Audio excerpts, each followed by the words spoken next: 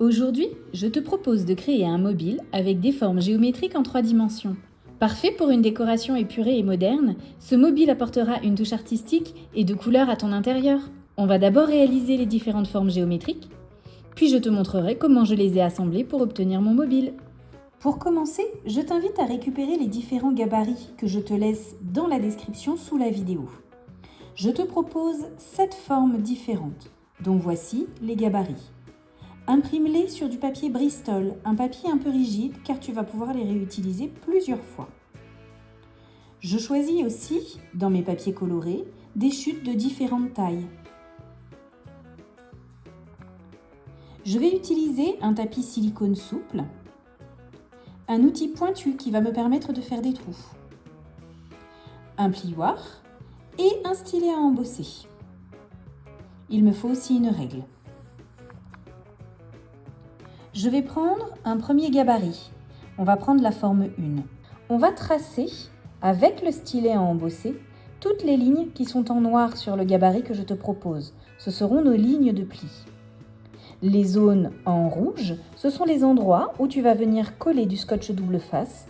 Ce sont les petites languettes qui vont nous permettre de construire notre forme en 3 dimensions.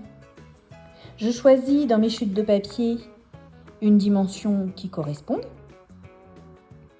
Je viens positionner ma chute de papier coloré à l'arrière du gabarit que j'ai imprimé sur du papier Bristol. Je me mets sur quelque chose de mou, comme le tapis en silicone par exemple. Et à l'aide de mon poinçon, je viens faire un petit trou au niveau de chaque sommet de chaque triangle. Je perce mon Bristol, ce qui va venir percer mon papier coloré qui est en dessous, pour marquer les sommets des différents triangles. Je fais en sorte de n'oublier aucun sommet. C'est pour ça que je te conseille d'imprimer sur du papier Bristol pour pouvoir le conserver et le réutiliser.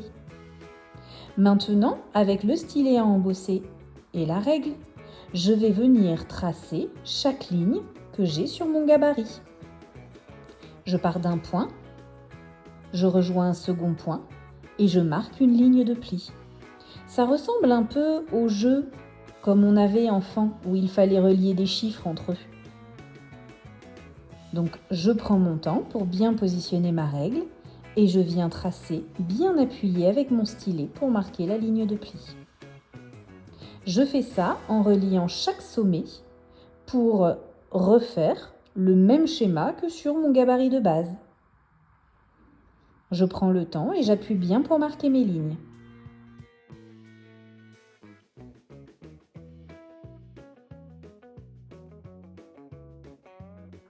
Je rejoins tous les sommets entre eux.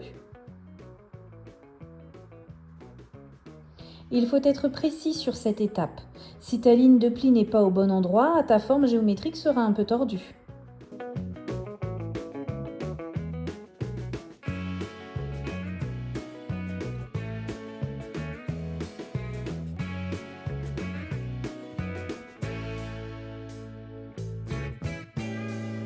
Voilà à quoi ça ressemble une fois que j'ai terminé. Tu vois, toutes mes lignes de pli sont tracées. Maintenant, je vais poser mon scotch double face à l'endroit où j'ai tracé sur le gabarit les languettes. Mon scotch double face fait un demi-centimètre de large. T'as pas besoin que ce soit bien plus large. Regarde, hop, les morceaux de scotch correspondent aux différentes lignes rouges du gabarit. Maintenant, je vais découper ma forme tout autour. Bien évidemment, je coupe au niveau de l'extérieur du scotch que j'ai collé pour former ma languette. Je coupe le long des lignes que j'ai tracées et ici, je pense bien à former la languette. C'est pour ça que je colle le scotch avant la découpe parce que sinon, moi, j'ai tendance à oublier de découper mes languettes et je coupe tout droit sur les lignes. Après, je suis bien embêtée.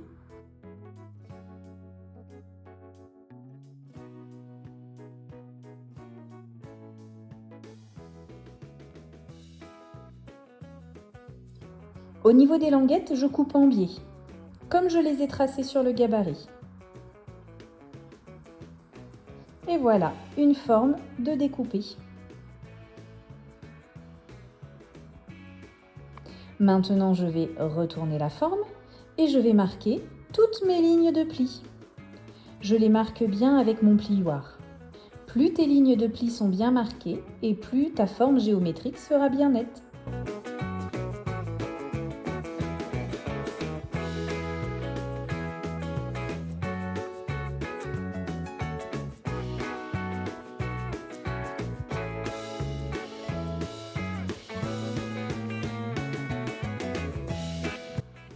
Cette languette-ci sert à fermer complètement le volume, mais vu qu'on va avoir besoin de la fixer après sur une cordelette, je vais d'abord fermer le bas de la figure, pas le haut. Je retire ma protection et je viens assembler deux faces ensemble. Je prends le temps de bien les aligner et de bien appuyer pour que ça adhère. Tu peux t'arrêter ici et ne pas fermer complètement la figure pour pouvoir ensuite la passer sur ta cordelette. Là, c'est simplement un exemple, donc je vais fermer la figure pour te montrer à quoi elle ressemble. Mais toi, ne la ferme pas tout de suite, sinon tu seras embêté après. Voilà à quoi ressemble la figure numéro 1. Je vais mettre en accéléré, mais je vais te montrer à quoi ressemble chaque figure que je te propose, les figures correspondantes aux 7 gabarits. Je marque donc les sommets avec mon poinçon. Ensuite, je rejoins les lignes. Sur la figure 2, tu peux remarquer que, en traçant des grandes lignes, tu peux rejoindre plusieurs sommets. Du coup, ça va un peu plus vite avec cette figure-là.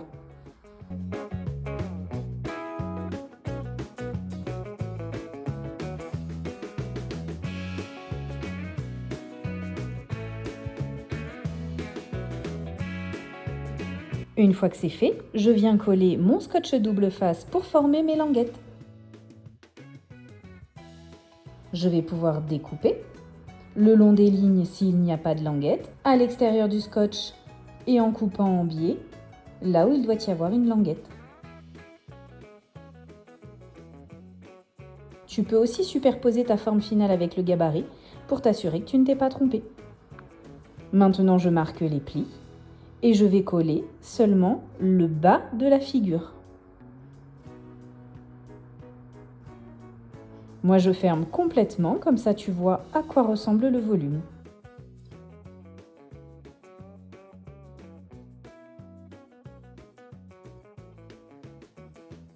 Voilà à quoi ressemble la forme numéro 2. Voilà à quoi ressemble la forme numéro 3. Et ça, c'est la forme numéro 4. Ne fais pas attention sur les prochains numéros sur les feuilles de Bristol, je me suis trompée. Ça, c'est bien la forme numéro 6. Et celle-ci, c'est la forme numéro 7. Voilà la forme numéro 5.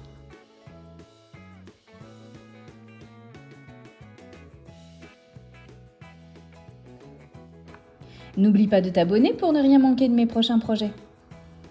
Et laisse-moi un pouce bleu si jamais l'idée t'inspire.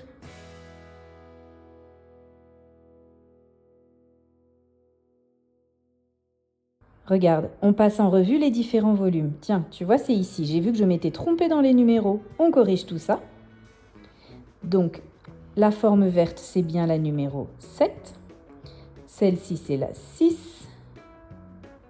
La 5.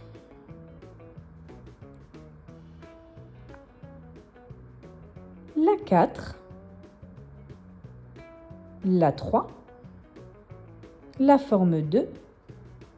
Et la forme 1, comme ça tu vois à quoi ressemble chacun des gabarits.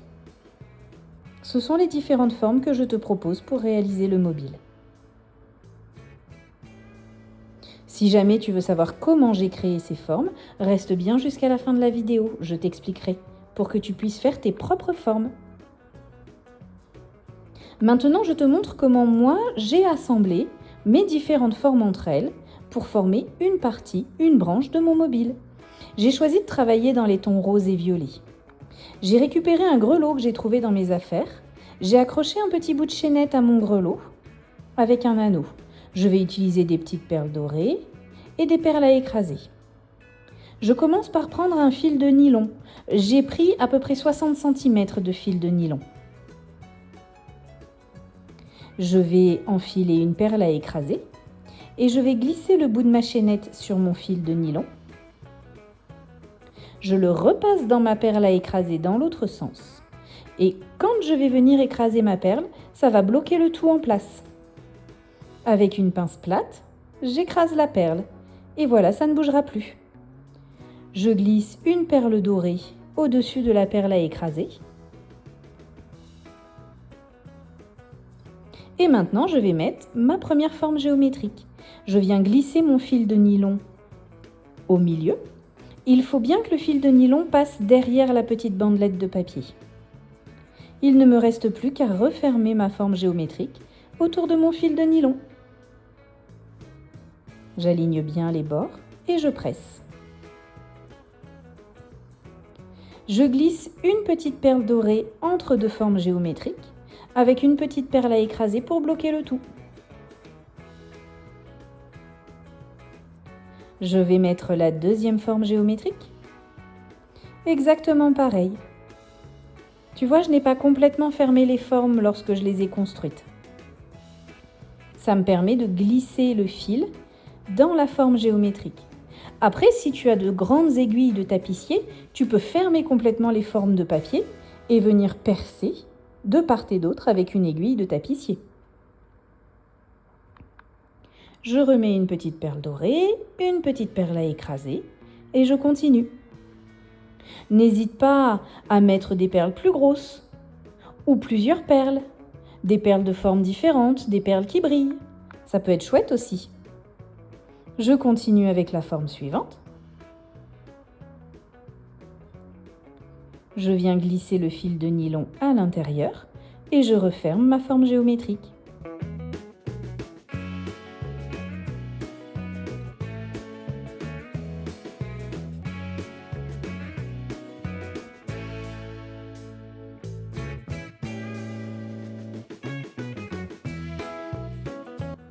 N'hésite pas à me dire dans les commentaires, est-ce que tu vas réaliser cette petite décoration ?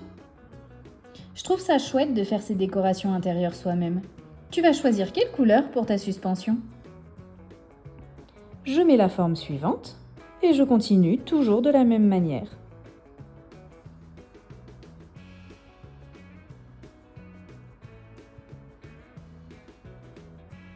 Je me bats un petit peu. Des fois, le fil de nylon ne veut pas rester derrière les bandelettes de papier.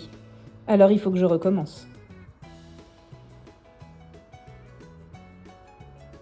Une fois que mon fil est en place, je presse pour fermer la forme géométrique. Encore une perle dorée et encore une perle à écraser.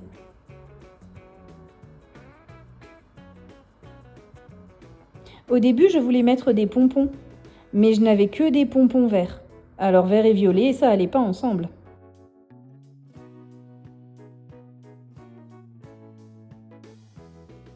Et voilà la dernière forme en papier.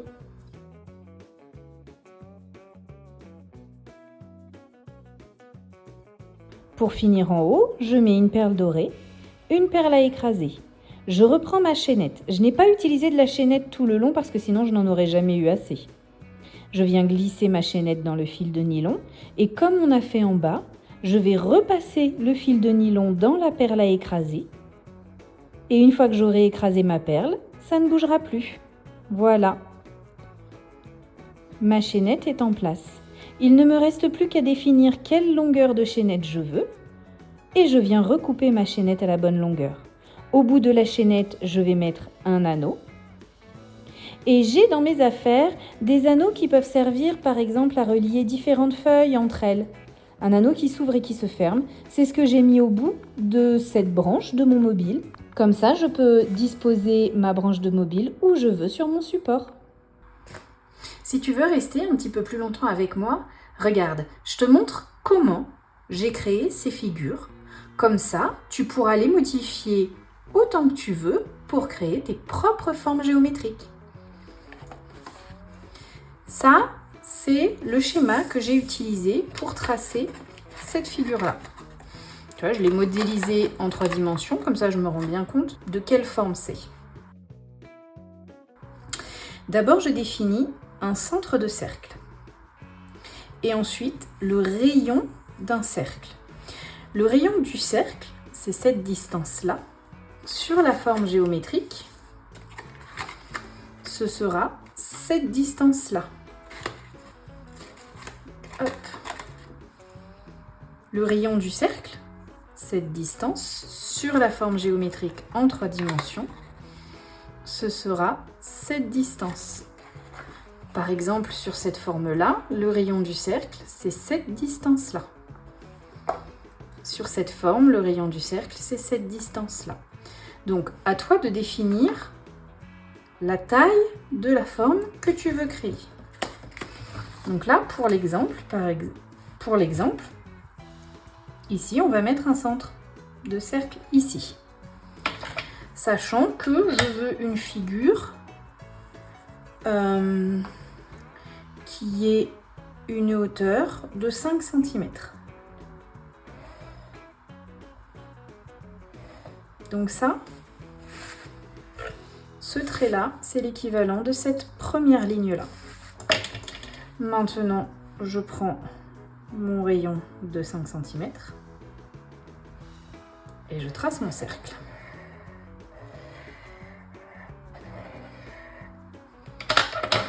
La deuxième chose que je dois connaître, c'est cette distance-là. Cette distance-là, c'est celle-ci. Sur cette figure-là, c'est celle-ci. Sur cette figure-là, c'est celle-ci. Si je le prends dans le bon sens. Donc là, par exemple, on va dire que je veux quelque chose de pas très large. De pas très large, on va dire que je veux que cette distance fasse 3 cm.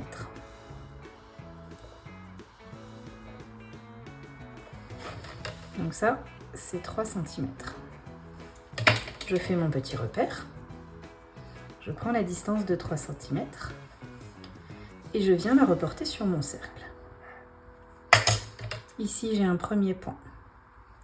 Maintenant, il faut que je définisse combien de faces je veux sur ma figure. Celle-ci, on a 1, 2, 3, 4, 5. Celle-ci, on a 1, 2, 3, 4. Celle-ci, on a 1, 2, 3. Donc là, par exemple, on va dire que je veux, si ça rentre, peut-être 5 faces. Donc 1, 2, 3, 4, 5. J'ai créé 5 points sur mon cercle. Je vais donc avoir 1, 2, 3, 4, 5. Donc maintenant, ce que je fais, c'est que je relie le centre du cercle à chacun des points sur le côté et je relie les 2 points aux extrémités du quartier que je viens de tracer. Je fais ça tout le tour. Donc ça, ce seront les lignes que je vais plier.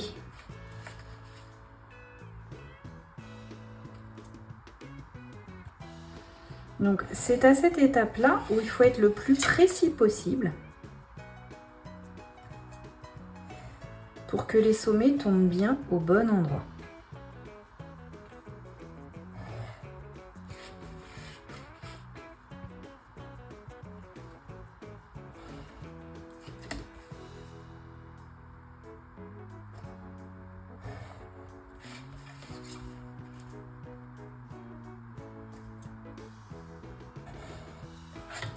Voilà.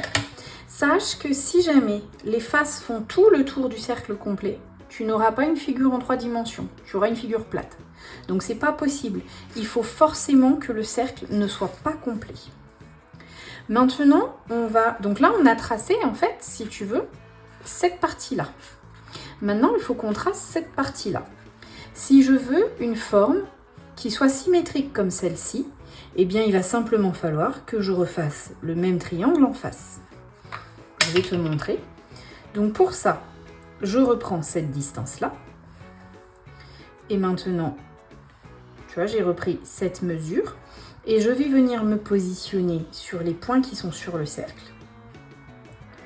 Je fais une première marque, une deuxième marque, et le croisement de ces deux lignes me donne le sommet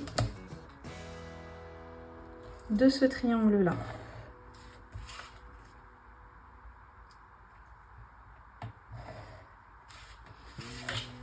Je vais faire pareil pour celui-ci. Donc je reviens là, une marque là, une marque là. Donc ce point.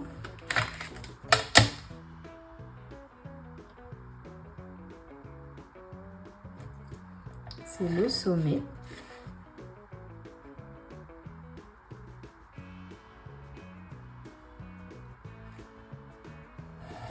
De ce triangle. Et je continue pour chacun de mes triangles.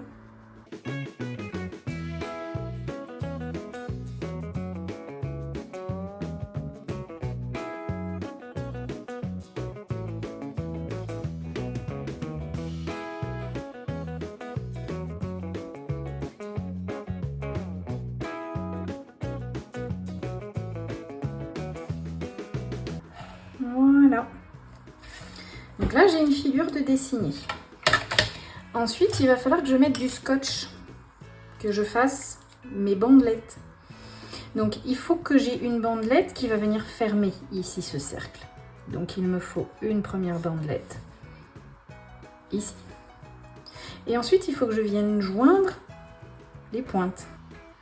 Donc, il m'en faut une ici, une ici, une ici, une là et une là. Voilà une figure de dessinée.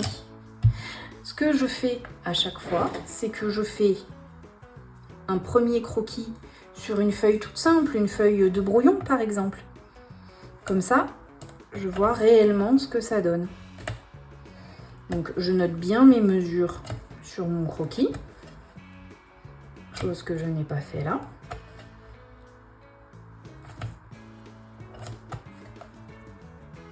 Parce que des fois, je dessine des figures et au final, ça ressemble à rien. Donc tu vois, je note bien mes mesures comme ceci. Ensuite, on va le construire. Alors, on va marquer les lignes de fil.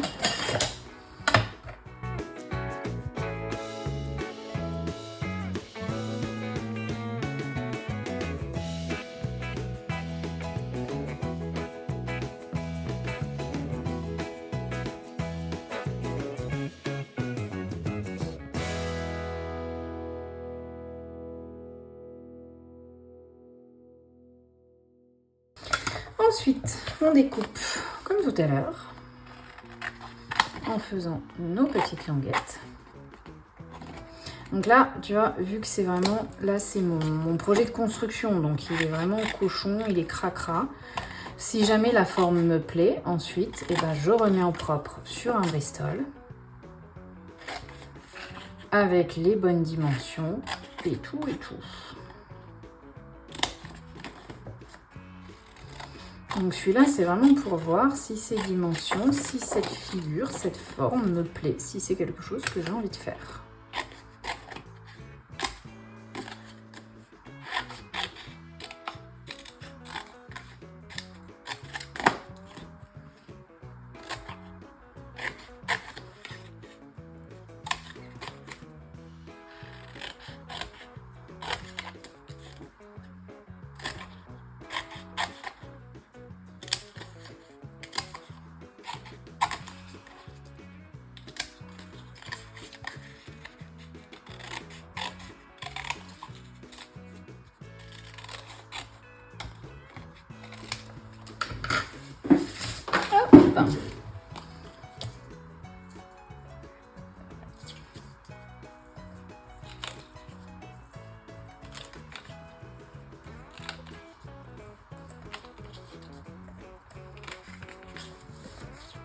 Hein, coucou coquine.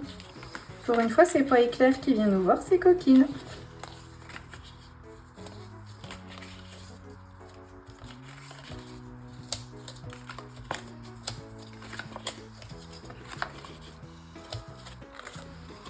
Allez, et ben c'est parti, comme tout à l'heure.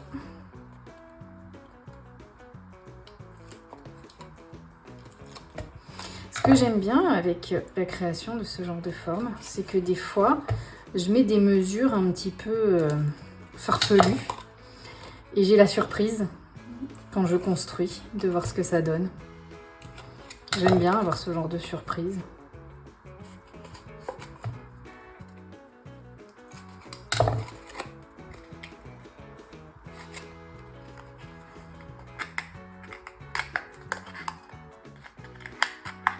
Et voilà, une fois fermé, ça donnera quelque chose comme ça, avec les dimensions qu'on a faites.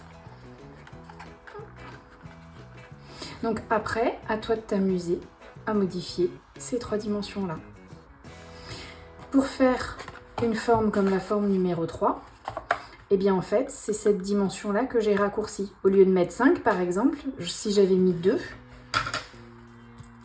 si ici j'avais mis 2 cm, eh bien la pointe, elle aurait été comme ça, beaucoup plus courte. Si je le fais beaucoup plus long, eh bien la pointe vient beaucoup plus loin. Si j'enlève une face par exemple, je ne sais pas si je peux, voilà, si j'enlève une face, ça change encore la forme. Si je rajoute une face, tu vois, plus tu rajoutes de faces, plus la forme, par exemple, on aurait pu faire 1, 2, 3, 4, 5, 6, 7, peut-être 7 faces. On aurait eu une forme plus plate. Voilà, tu peux avoir des formes plus ou moins plates. Maintenant, tu sais construire ton volume. Et donc, tu peux t'amuser. N'hésite pas à modifier les dimensions, modifier le nombre de faces pour avoir des volumes différents. Tu peux aussi faire des volumes très très gros. J'ai failli le faire et puis j'ai changé d'avis au dernier moment. Pour faire des volumes très très gros, ce que tu fais, c'est que sur une feuille, par exemple, tu viens ne dessiner que deux blocs et tu rajoutes une languette pour pouvoir assembler tes blocs ensemble. Et du coup, sur une feuille A4, tu fais 2 blocs, un bloc, et quand tu les rassembles, et bah du coup, tu peux avoir des volumes vraiment très très gros. J'espère que tu as aimé réaliser avec moi ce projet. Pour continuer à bricoler un petit peu plus longtemps, je te conseille d'aller voir cette vidéo. On a réalisé un très beau coffret à bijoux. Tu peux la compléter avec la vidéo où on fabrique l'album photo qu'on vient cacher dans le coffret à bijoux. Je te souhaite de belles réalisations et te dis à bientôt!